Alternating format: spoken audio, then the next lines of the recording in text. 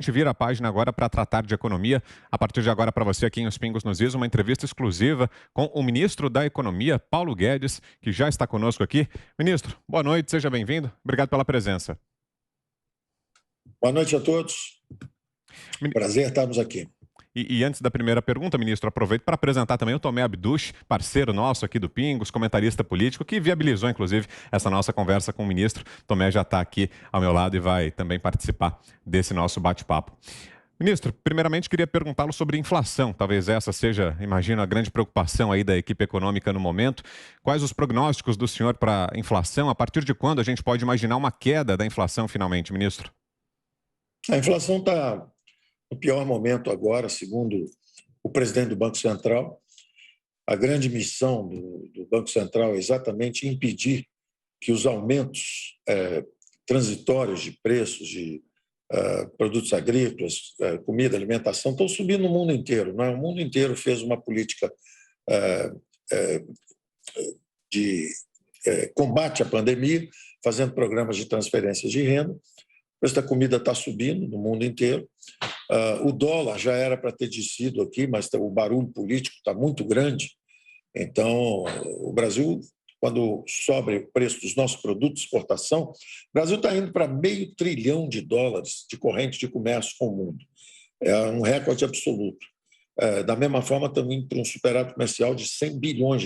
Então, o Brasil, na verdade, quando sobem os preços dos produtos de exportação, o Brasil fica mais rico. Devia acontecer que o dólar já devia estar descendo e aí o preço da comida também abaixaria. Agora, nós justamente criamos o Banco Central independente, colocamos na lei, agora na legislação brasileira isso, e ele agora começa a atacar a inflação, subindo os juros gradualmente. Nós achamos, segundo o Banco Central, que é quem fala de inflação, nós achamos que está passando agora por um pico e começa a descer. Tanto que a meta é que no final do ano que vem ela já esteja de volta a 4% na faixa, dentro da faixa de flutuação, da meta de inflação estabelecida.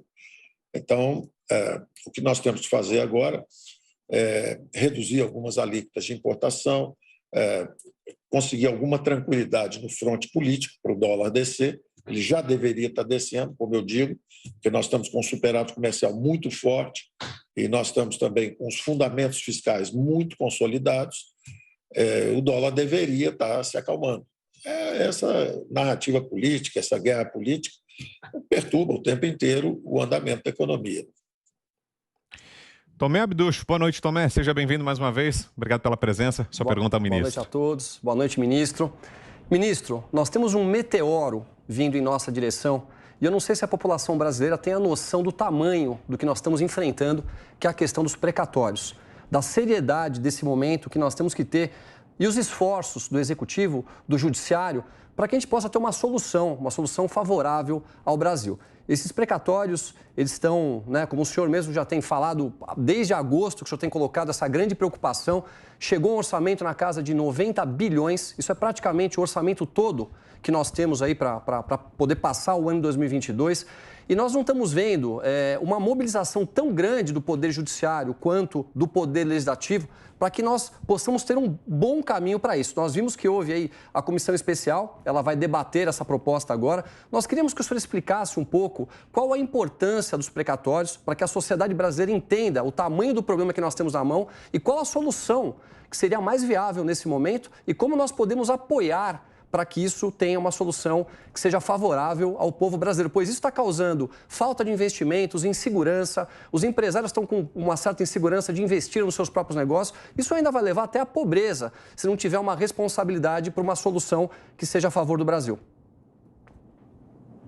Eu acho importante nós colocarmos a coisa dentro de uma perspectiva um pouco construtiva, que é o seguinte: o que acontece?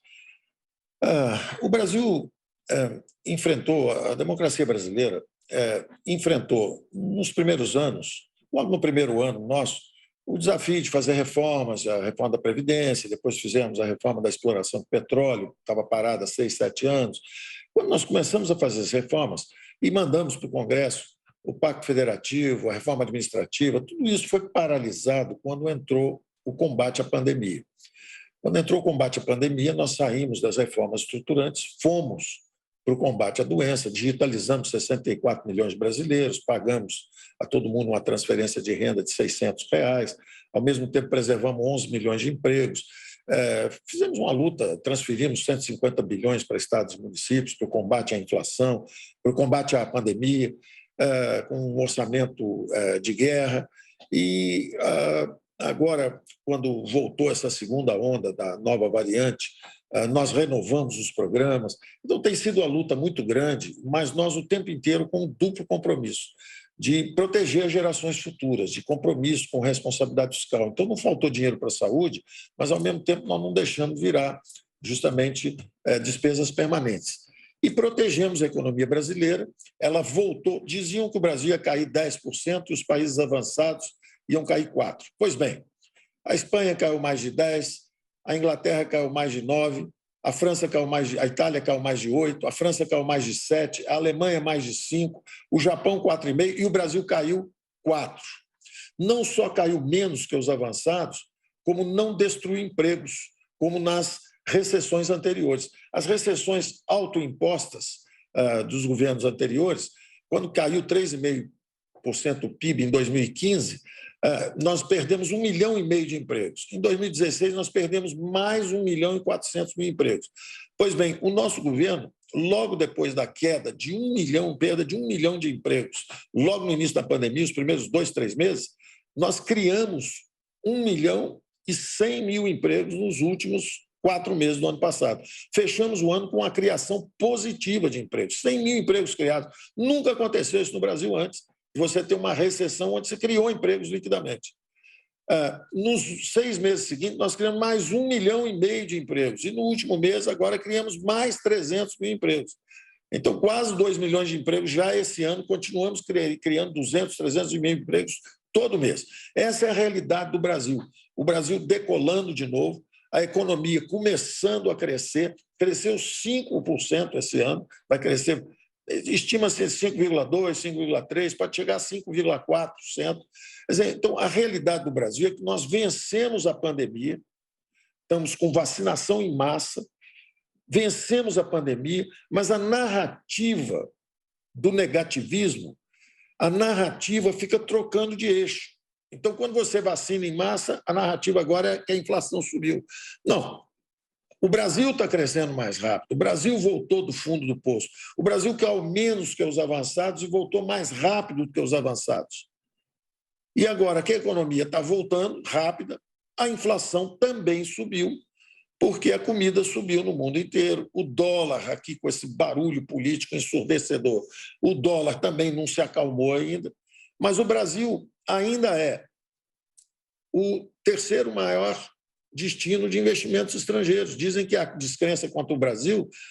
O que nós estamos vendo é o seguinte: na frente do Brasil só tem China e Estados Unidos, porque Singapura é um hub, ela apenas recebe recursos e recicla para o mundo inteiro, recebe recursos das nações asiáticas e recicla para o mundo inteiro. Então, o terceiro país que recebe realmente mais recursos para investimento é o Brasil. Então, o Brasil está recebendo investimentos estrangeiros, o Brasil está retomando o crescimento econômico, o Brasil está crescendo e voltou mais rápido, caiu menos e voltou mais rápido que a maior parte dos países. Essa é a verdade. Agora, tem uma outra narrativa que fica trocando de eixo. O Brasil não está vacinando ninguém, aí o Brasil vacina quase todo mundo. Não, agora o Brasil está com inflação muito alta. Tudo isso é verdade, mas a verdade também é que o Brasil está crescendo rapidamente. E aí, dentro desse quadro, quando nós já tínhamos preparado nosso Bolsa Família, tudo direitinho, dentro de responsabilidade fiscal, embaixo do teto, quando estava tudo arrumado, veio o meteoro. Por que eu chamei de meteoro? Porque veio do exterior, veio de outra parte do universo. Essas causas, boa parte do excesso, as causas vieram, no ano passado, foram em torno de 40 bilhões, esse ano nós programamos 50 e poucos, e de repente vieram 90 bilhões, 40 bilhões acima do previsto. Aí, quando você vai ver, são meteoros emitidos em 2002. Eles sobrevoaram 2 governos do Fernando Henrique, sobrevoaram 2 governos do Lula, sobrevoaram 1 governo e meio da Dilma, sobrevoaram meio governo do Temer, sobrevoaram 3 anos do nosso governo e, de repente, eles caem num ano eleitoral. E uma boa parte desses desses gastos caem são 10 bilhões para a Bahia, 6 bilhões, 4 bilhões para o Ceará, 2 bilhões para Pernambuco, e caem, de repente, e completamente sem previsão, porque nos 10 últimos dias de prazo, esses meteoros que foram lançados em 2002, curiosamente, eles caem sobre o nosso governo e para 2 ou 3 estados que são também oposicionistas. É evidente que eu não vou achar que isso é a politização. Não vou achar que é a politização da justiça. Não vou achar isso. Não posso acreditar nisso. Mas eu tenho que pedir ajuda ao Supremo. Aí eu corri para pedir ajuda ao Supremo Tribunal Federal. Disse, senhores, nos ajudem. Porque há uma inconsistência jurídica. Se eu pagar imediatamente esses precatórios, eu vou furar o teto, a lei de responsabilidade fiscal, vou levar a inflação para cima, posso desorganizar a economia. Agora, se eu também não pagar, eu também estou descumprindo a lei. Então, há uma inconsistência jurídica. A melhor sugestão veio justamente do TCU, ministro Bruno Dantas, que sugeriu o seguinte: isso é um erro de origem. Quando a gente desenhou isso, o teto de gasto, nós devíamos dizer também que se um poder, ou seja, o meteoro, algo que vem de fora, vem do judiciário, vem do poder judiciário, que em princípio não tem nada de errado, não tem nada de mérito, não tem nenhuma crítica, mas vem do poder judiciário. Se vier alguma coisa do poder judiciário, tem que estar submetido também ao teto. Ora, o teto foi criado para não deixar o governo exorbitar. O executivo não pode gastar demais. Aí eu recebo uma ordem de fora dizendo assim, gaste demais. Tem algo errado nisso, tem que ser consertado isso. Então eu pedi ajuda ao Supremo, fui ao presidente do Supremo, ministro Fux, fui também a quem já enfrentou o meteoro antes e parcelou, sugeriu o parcelamento, foi o ministro Gilmar Mendes. Pedi contato também com o ministro Dias Toffoli, estou pedindo contato para pedir ajuda, para dizer, olha, quando caiu esse meteoro nos estados e municípios, os senhores parcelaram. Podem parcelar o nosso também? Isso é o pedido que eu faço a eles. Por outro lado, no dia 8 de agosto, encaminhamos ao Legislativo uma PEC que torna justamente essas ordens, esses comandos que venham de um outro poder, previsíveis e que tornem execuível o orçamento da União. Porque ele não é execuível hoje. Ele não é execuível hoje. Porque a despesa subiu tanto, é como você falou, de repente ela deu um salto. As despesas precatórias, que eram 10 bilhões há 10 anos atrás, de repente são hoje a 4ª maior despesa. E o pior, estão subindo muito rápido. Subir de um ano para o outro 40 bilhões, isso é praticamente... O Bolsa Família podia ser dobrado, podia passar de 300 para 600. E nós não queremos sequer fazer isso, nós só queremos um Bolsa Família moderado. Mas nem isso será possível se não encontrarmos esse respaldo jurídico legislativo, do Judiciário e do Legislativo. Porque um tem que nos autorizar, que é a PEC, e o outro tem que dizer que compreende, que é constitucional, porque, inclusive, já fez isso antes para os estados. Então, realmente, os precatórios, sem entrar no mérito, eu me lembro que há um ano atrás eu disse, há uma indústria, isso está crescendo mais do que produção de aço, está crescendo mais do que produção agrícola, está subindo muito rápido isso aí.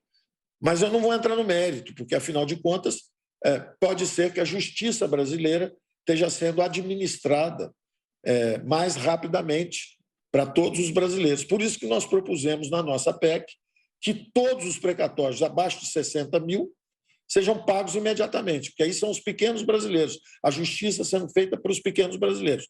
Já os precatórios maiores, por exemplo, dá 10 bilhões para o governo da Bahia, faltando 10 dias para terminar o prazo, um precatório que foi emitido em 2002, esse nós sugerimos, que são os grandes precatórios, eles são chamados de super precatórios, não por nós, por entendimento anterior do próprio Supremo Tribunal. Eles mesmos criaram toda essa taxonomia.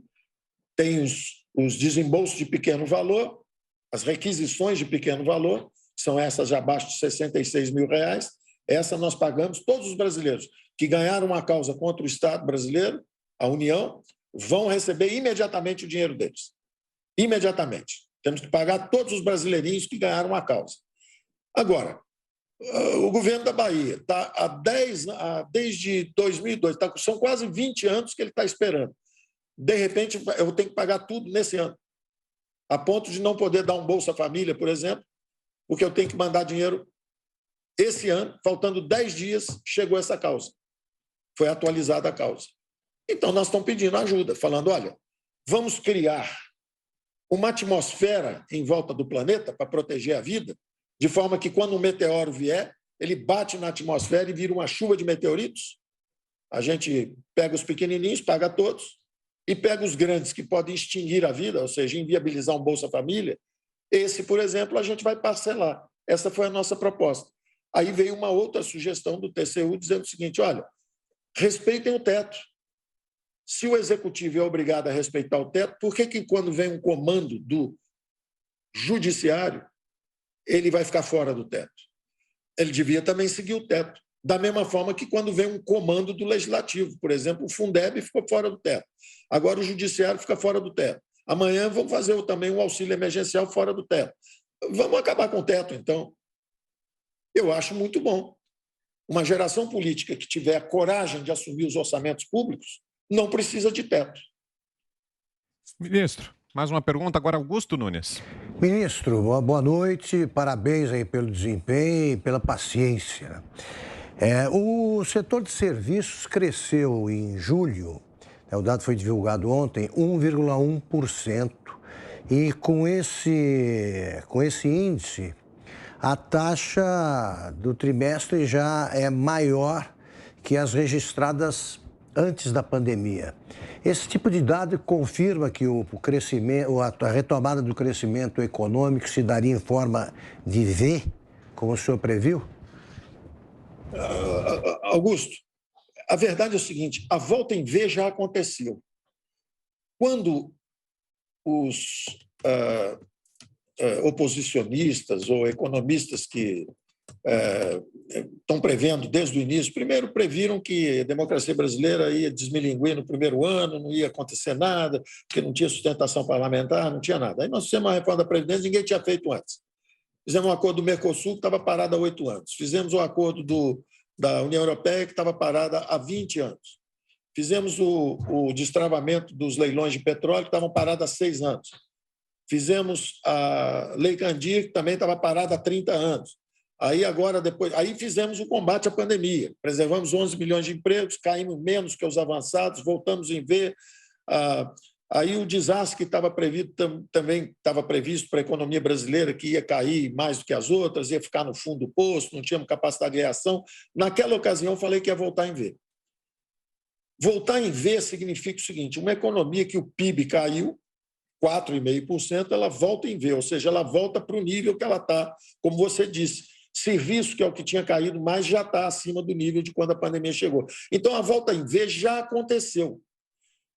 Mas, naturalmente, os negativistas, os negacionistas dos fundamentos econômicos, que previam que a dívida PIB ia para 100, e ela, na verdade, está em 80, vai terminar esse ano em 80 e poucos, que previam que nós íamos cair 10%, e nós caímos 4%, que previam que nós íamos ficar no fundo do poço, quando eu disse que voltava em V. Eu me lembro de um economista bastante conhecido, que entrou no governo com inflação de 50 e saiu com 200. Eu me lembro de um outro também, que fez parte de um programa que levou o Brasil a 5.000% de inflação. Todos eles diziam, o ministro vive numa realidade virtual, ele está vendo uma volta da economia que não existe, a economia afundou e não vai voltar. E eu dizia que ela ia voltar em V. Aí, agora que ela voltou em V, eles estão dizendo o seguinte, não voltou em V, a recuperação, o crescimento vai ser em V. Como se eu tivesse falado, vai crescer 5, depois vai crescer 10, depois vai crescer 25.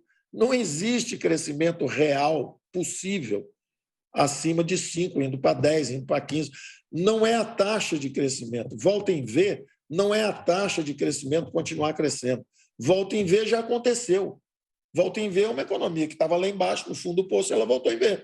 Como ninguém dizia que ia voltar. todos diziam que nós estávamos numa realidade paralela.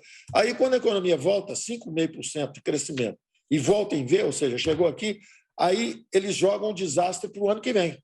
Não, esse ano cresceu 5%, mas o ano que vem vai crescer 1%, vai crescer 0%, vai cair.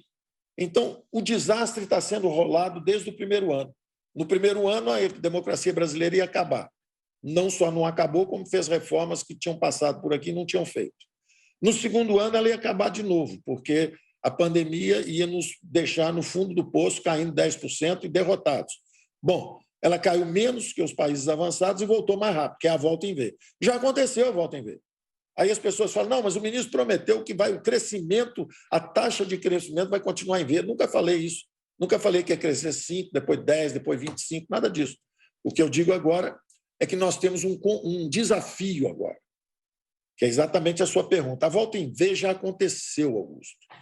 Já aconteceu. O PIB já está hoje de volta ou até acima. Todos os indicadores. O consumo de energia, o consumo de combustível, o ritmo de crescimento, a volta dos setores que estavam abatidos, como serviço, todo mundo está voltando, turismo, serviço, está tudo voltando, bares, restaurantes reabrindo, a vacinação em massa.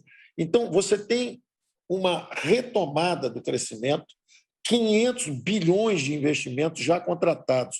Isso não é previsão de economista, isso não é conversa, são contratos assinados. Porque o que aconteceu?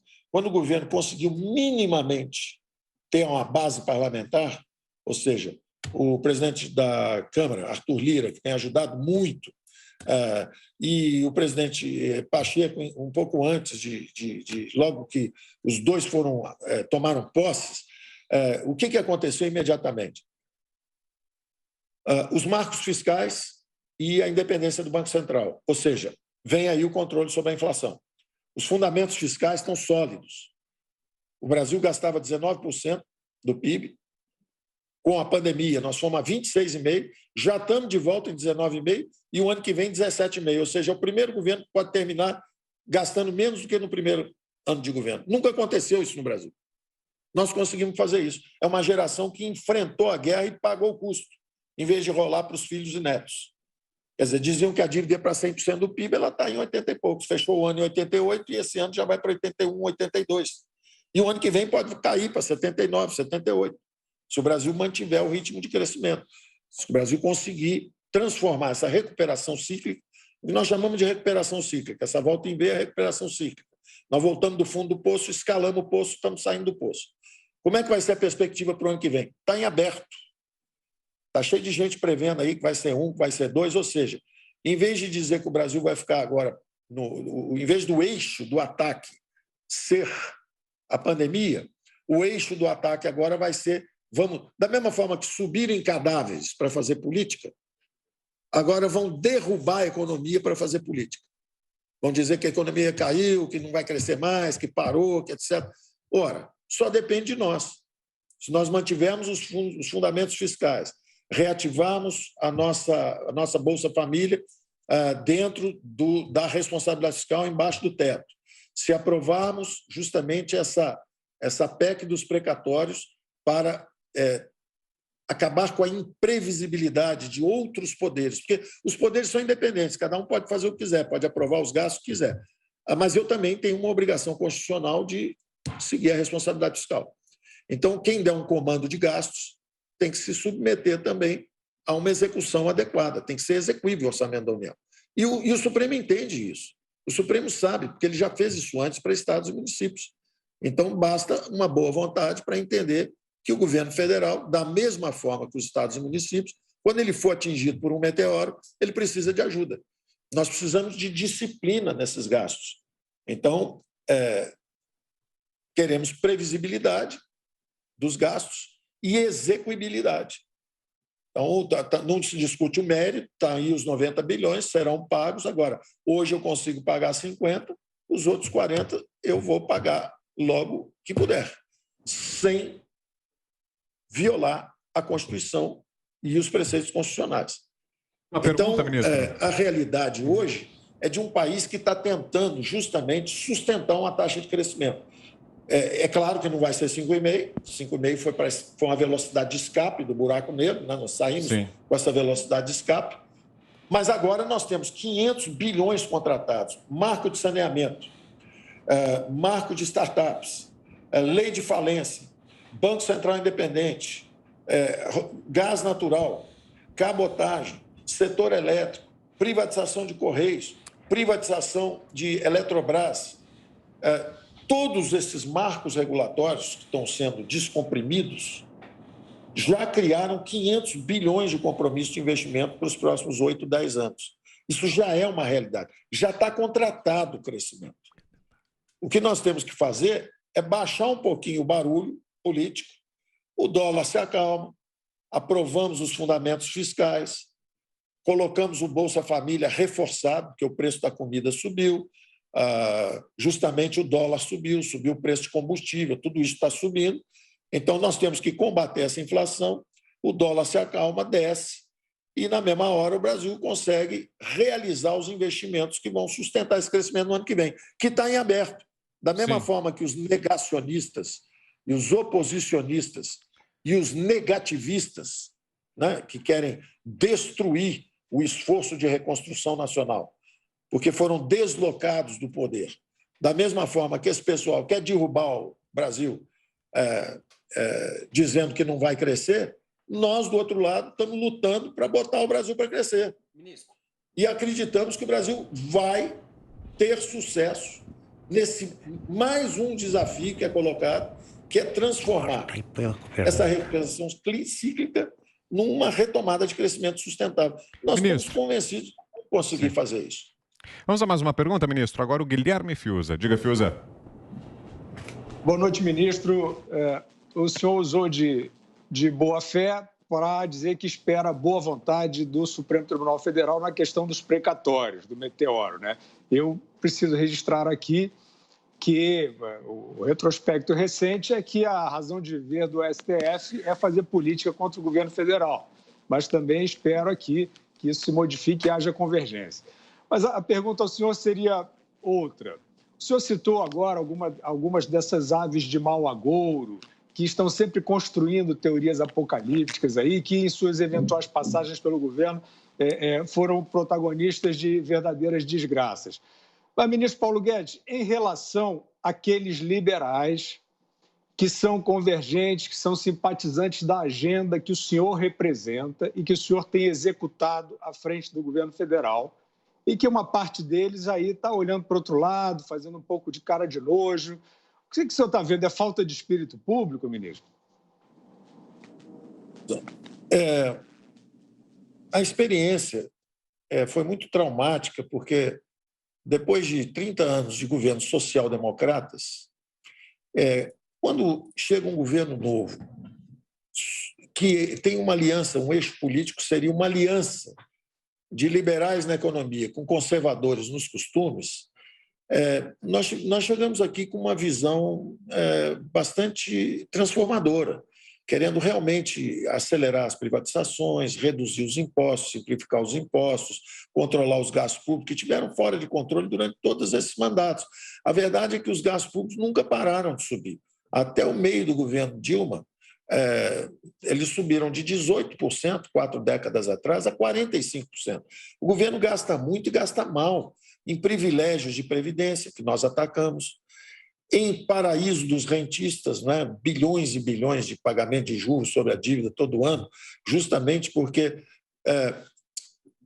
aprenderam a combater a inflação com política monetária, subindo os juros, mas sem controlar os gastos públicos. Então, na verdade, os juros ficaram em 2 dígitos por décadas, transferindo renda de empresários. Quer dizer, eu dizia sempre que o Brasil virou o paraíso dos rentistas e o inferno dos empreendedores.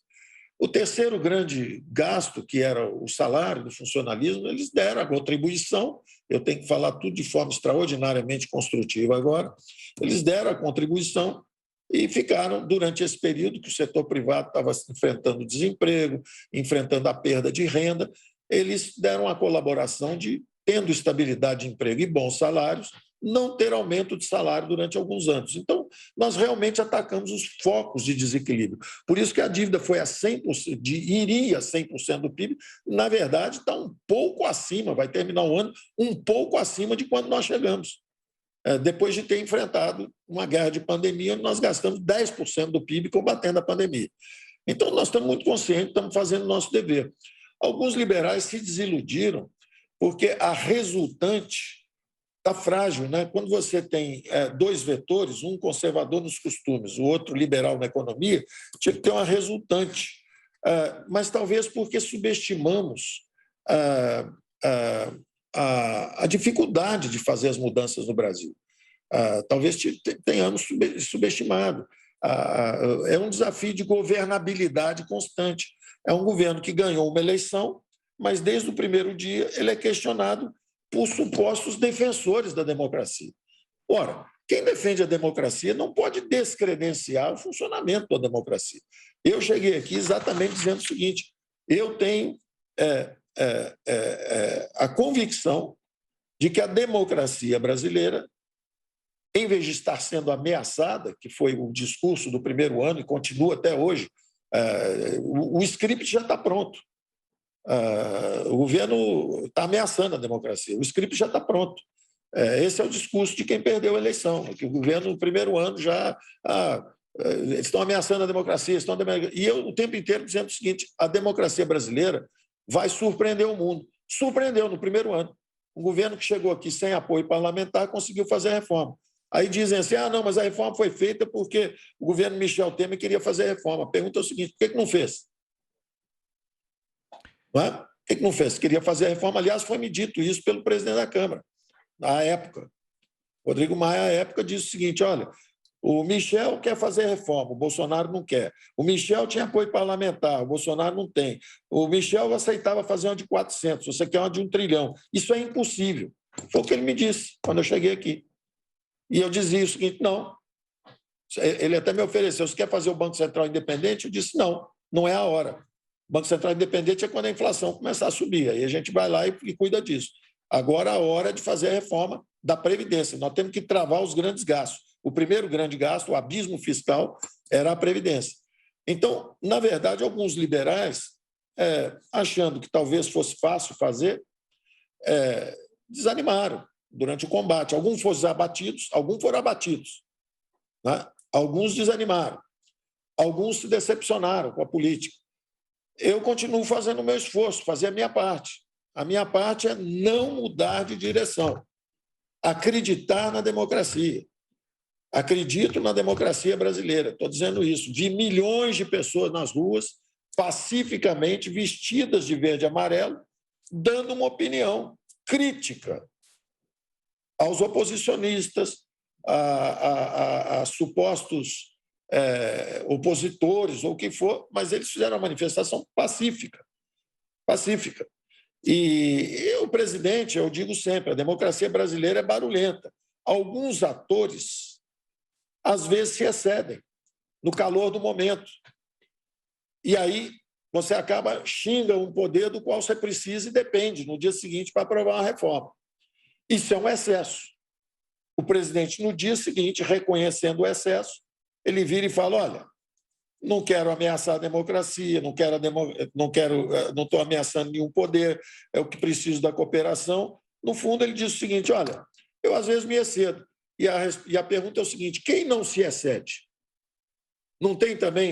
Não aconteceram também algumas prisões, liberdade de opinião, não aconteceram alguns excessos de um lado ou de outro? Não está todo mundo sempre cometendo excesso? Somos seres humanos, erramos, cometemos todos nós excessos. Agora, uma democracia exige o aperfeiçoamento das suas instituições. Quando alguém comete um excesso, o outro poder dá o troco e fala: olha, está errado esse troço aí. E esse é normal. Qualquer democracia é assim. As lutas entre um presidente ativista, uma Suprema Corte conservadora, já aconteceram nos Estados Unidos. Tem livros e livros sobre isso. Acontece o tempo inteiro. O Roosevelt, quando chegou e foi começar o New Deal, ele sofreu muito questionamento de quem acreditava justamente que a Constituição dos Founding Fathers era para garantir que o Estado não teria intervenção excessiva. E os liberais e os conservadores da época acham até hoje que os excessos começaram ali. E a economia americana ficou ameaçada, quando, na verdade, os democratas acham que ali é que foi salva a economia americana. Até hoje há discussões. Naquela época era entre o Keynes e o Hayek, era o liberal e o social-democrata, entre aspas. Então, esses confrontos entre os poderes, eles são parte da democracia. E quer dizer que vale a pena. Pode xingar o presidente todo dia de genocídio, isso não é um desrespeito. Mas se xingar algum juiz é um desrespeito? Não, é um excesso. Ministro, e é errado. E tem que corrigir. Mais uma pergunta agora. José Maria Trindade, em Brasília. Diga, Zé. Salve, ministro. O senhor tem razão aí nos pontos que vem colocando, principalmente sobre o Supremo. Há jurisprudência no Supremo que abalo financeiro para os cofres públicos é um argumento forte, já tem jurisprudência, né? Para que o Supremo negue. Há certas decisões no Supremo que, se tomadas, mesmo com base em dados constitucionais, quebram o Estado. Mas, ministro, eu queria perguntar para o senhor sobre se haveria uma nova postura do governo, se o presidente Jair Bolsonaro estaria ou interferindo ou dando mais, vamos dizer, entrando mais na economia do país. Há, sim, uma mudança ali de postura do presidente com relação à economia, ministro? Eu sou muito franco e tenho uma relação... engraçado, o que eu acho que nós precisamos um pouco mais agora, e eu esperava que a pandemia justamente nos trouxesse esse espírito de que o Brasil está acima, o povo está acima, os interesses da população estão acima. Eu continuo acreditando nisso, sabe?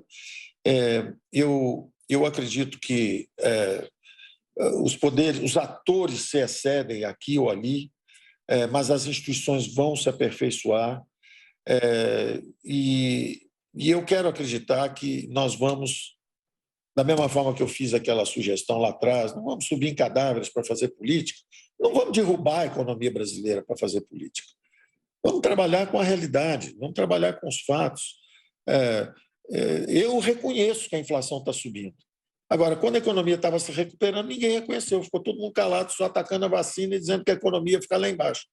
Aí, agora que apareceu uma fragilidade, que é o fronte inflacionário, que está acontecendo no mundo inteiro, aí, de repente, todo mundo, a realidade é que a economia está com inflação alta. Sim, a inflação está mais alta, mas nós estamos gerando 1 milhão de empregos, 1,5 milhão de empregos a cada semestre. A economia está voltando ao aquecimento. Nós vamos combater isso e ponto final. É isso que a gente tem que fazer. Mas você falou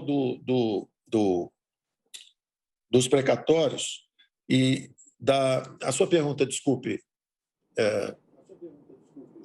Sobre a posição do presidente com relação à economia, há notícias de que ele estaria agora, vamos dizer, interferindo. Exato. Sobre o presidente, eu, com muita franqueza, eu conversei, falei algumas vezes sobre isso, já com ele e de público já falei. E o presidente brinca, fala assim, olha, o Paulo Guedes, eu fazia 99% do que ele quer, agora eu estou fazendo 98%, 97%. Eu falei, não, presidente, o senhor está fazendo 60%. E é natural, não é? É da política, né? O que acontece com a política? Principalmente depois da emenda de reeleição, que eu considero foi algo que eu considero o maior erro político que já aconteceu no país. Porque ali começaram as grandes questões. Você já tem um Estado muito grande, você tem um Estado grande demais. E a interferência do Estado na economia é nociva. E é nociva, inclusive, para o incumbente, inclusive para o presidente. O preço do petróleo sobe nos Estados Unidos, ninguém reclama na Casa Branca. Aqui no Brasil, o preço do petróleo sobe, todo mundo cai de pau, porque a Petrobras era um monopólio. Sobe a eletricidade, todo mundo cai de pau, porque a Eletrobras também cuidava, era dona da eletricidade no Brasil. Então, um governo grande demais, e nós dizíamos na campanha, ele é o fator que degenerou a democracia brasileira. Quer dizer, a corrupção foi o quê? Foi o mensalão no Correios, foi o petrolão na Petrobras, era na Caixa Econômica Federal também. Então, o toma lá da cá, a compra da emenda de reeleição foi uma acusação que foi feita pelo PT, não sou eu. o presidente diz sempre, e eu concordo, eu não entendo de política. Eu sou um economista, tentando fazer o melhor possível. Não é? E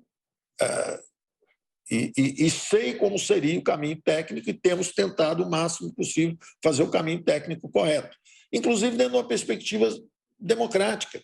Não tem nada de errado. Se o governo militar estatizou o Brasil e nos deixou de legado uma infraestrutura muito forte, com a Eletrobras, Debras, Nuclebras, Eletrobras, tudo estatal, construíram uma infraestrutura para o Brasil, mas depois, justamente, quando saíram, você tinha uma economia muito estatizada. E a social-democracia tentou atender às legítimas aspirações sociais de uma democracia emergente, saúde, educação, saneamento, só que ela esqueceu de fazer a transformação do Estado brasileiro. Então, nós fomos para a hiperinflação 2 vezes, 5.000% em 89, 2.500% em 94. Depois ficamos com um legado de baixo crescimento, estamos presos numa armadilha de baixo crescimento há 30 anos. Não é algo, o governo brasileiro chegou agora e criou a estagflação. Que conversa fiada é essa? Há 3 anos atrás, o PIB estava caindo 3,5%, o crescimento na década foi 0%. O Brasil já não cresce há décadas. Não é? O que chamavam de década perdida, que era 2,5%, depois conseguiram cair menos, crescer menos ainda. Então, o modelo econômico está equivocado. O modelo econômico é errado. Está faltando, tem uma crise de eletricidade, uma crise hídrica agora, porque está faltando chuva, mas também porque há 10, 15 anos quem cuida de eletricidade no Brasil era um monopólio, era a Eletrobras. O petróleo está caro também porque o Brasil não consegue transformar essa riqueza petrolífera que ele tem em investimento em educação, em saúde, etc. Porque tem uma empresa monopolista que também acabou perdida em roubalheira. Então, eu dizia sempre ao presidente o seguinte: presidente, nós precisamos desestatizar a economia brasileira, completar essa transição incompleta. Nós fizemos a abertura política, mas não fizemos a abertura econômica, não tirando o Estado do cangote do povo. O Estado, na verdade, tem que ajudar na saúde, na educação, na correção das desigualdades sociais, e não fazer chapa de aço com prejuízo, como fazia, mineração com prejuízo, como fazia. Hoje as empresas são rentáveis e estão crescendo muito.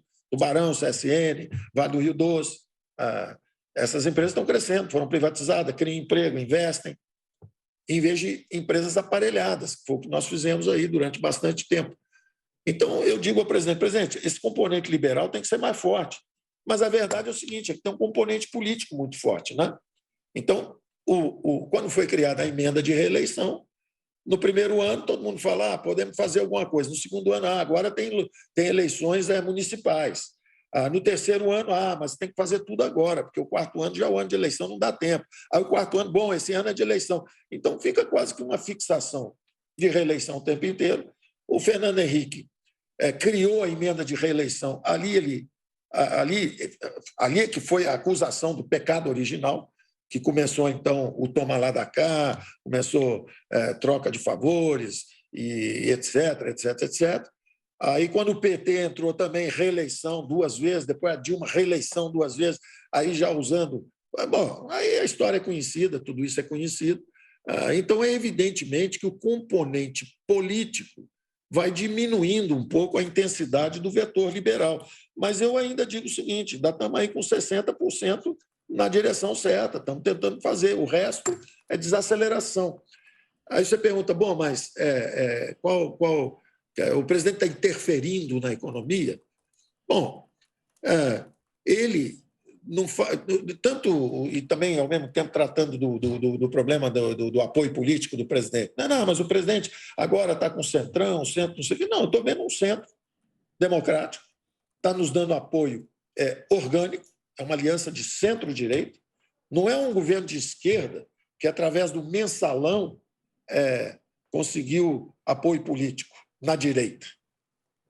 Não é isso que está acontecendo. Está acontecendo agora é centro-direita. Tem a frente parlamentar do agronegócio, tem a frente parlamentar da bancada de segurança, tem a frente parlamentar da agricultura. Então, eu estou vendo votos orgânicos e emendas impositivas que foi uma ferramenta que foi criada pelo outro presidente da Câmara, não é?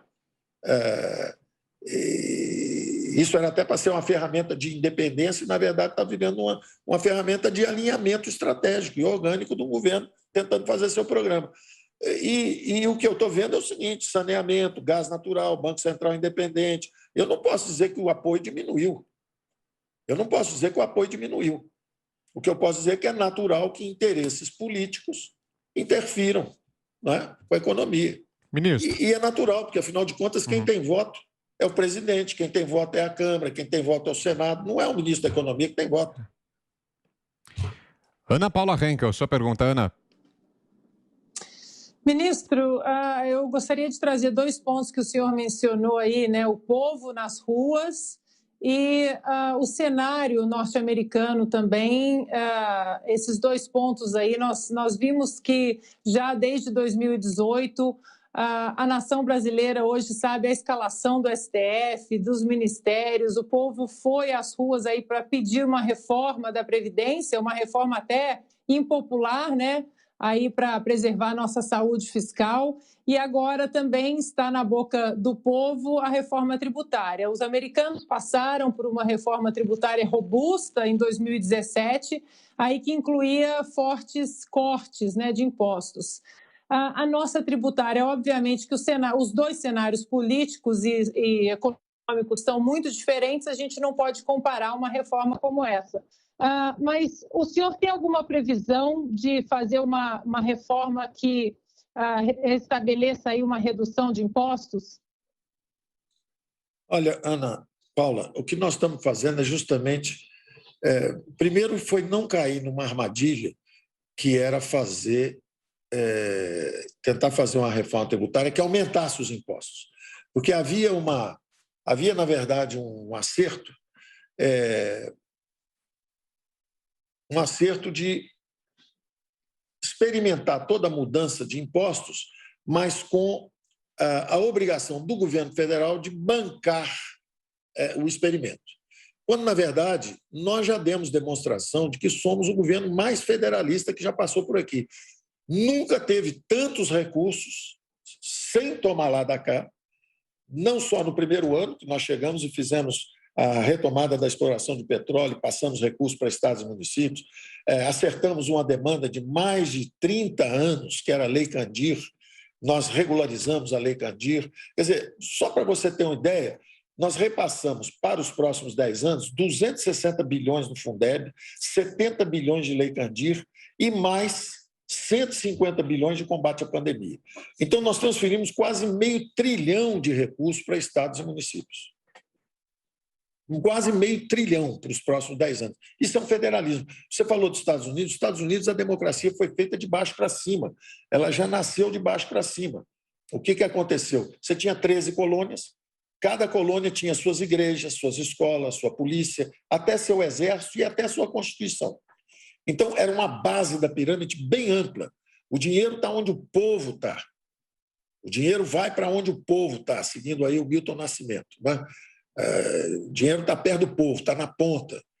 Os estados cobram seus impostos, administram suas receitas e são cobrados da população, exatamente como o município também. Ora, o Brasil foi feito de cima para baixo, ao contrário. Os americanos só fizeram o governo federal quando foram lutar contra os ingleses. Aí criaram a federação.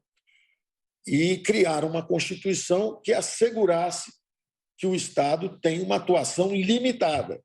Forças Armadas, segurança pública, guerras, uma coisa ou outra. O Brasil foi feito ao contrário, foi de cima para baixo. O governo é o poder dominante e é o governo lá de cima. É o rei, são as capitanias hereditárias. E a própria Constituição de 88 tentou fazer essa descentralização de recursos e acabou recuando. O governo acabou criando uma série de contribuições para não dividir com os estados e municípios e continuou centralizado. E nós, justamente, durante a campanha, dissemos mais Brasil e menos Brasília. Vamos descentralizar. A força da democracia é a descentralização dos poderes. E a força de uma economia é também um algoritmo de decisões econômicas descentralizadas. Da mesma forma que a democracia são também gestões descentralizadas, estados, municípios, poderes independentes, federalismo, república. Então, é uma série de checks and balances exatamente para garantir que o poder não está centralizado. Ninguém manda mais que os outros, ninguém está acima da lei e coisas desse tipo. Bom, então, nossa chegada aqui foi pensando nisso. Vamos acelerar as privatizações, vamos fazer as reformas. No primeiro ano não tínhamos sustentação parlamentar, porque era um governo que ia fazer justamente uma descontinuidade em relação ao establishment. E tivemos, você vê a virtude da nossa democracia, que no primeiro ano, mesmo sem sustentação parlamentar, a democracia brasileira surpreendeu o mundo. Todo mundo dizia que ia acabar o governo em desastre, que ninguém ia conseguir fazer nada, que o Bolsonaro ia acabar com a economia, como é que eu, um liberal, estava ajudando um conservador, etc. Ora, era uma aliança contra a esquerda, era uma aliança política de centro-direita, legítima, conservadora nos valores, com todas aquelas frentes que eu disse, o grupo de agricultura, o grupo evangélico, o grupo a frente parlamentar foi criada agora de apoio ao empreendedorismo. Então, nós acabamos encontrando um caminho do meio aqui, no meio da confusão, nós acabamos encontrando um caminho e conseguimos, com a ideia do federalismo, e com a ideia da necessidade de reformas, conseguimos surpreender o mundo fazendo uma reforma, milhares de pessoas na França nas ruas contra a reforma e milhares de brasileiros subestimados pacificamente, vestidos com as cores da bandeira, nas ruas, pedindo. Aliás, eu quero agradecer a todos vocês. Estava lá o Tomé, estavam lá vocês todos nas ruas pedindo a reforma previdenciária. Por isso é que, apesar do cálculo equivocado do presidente da Câmara, então, dizendo que era impossível fazer, na verdade, ele virou o defensor. E ele sabia que era importante, porque já era uma causa que ele também defendia. Logo no governo Temer, ele entrou lá e não conseguiu fazer. Então, quando o povo foi às ruas e apoiou, e o Congresso aprovou a transformação, porque é um Congresso reformista, tem muita gente querendo mudar o Brasil e apoiar também as nossas mudanças, tanto que nós estamos conseguindo fazer as reformas,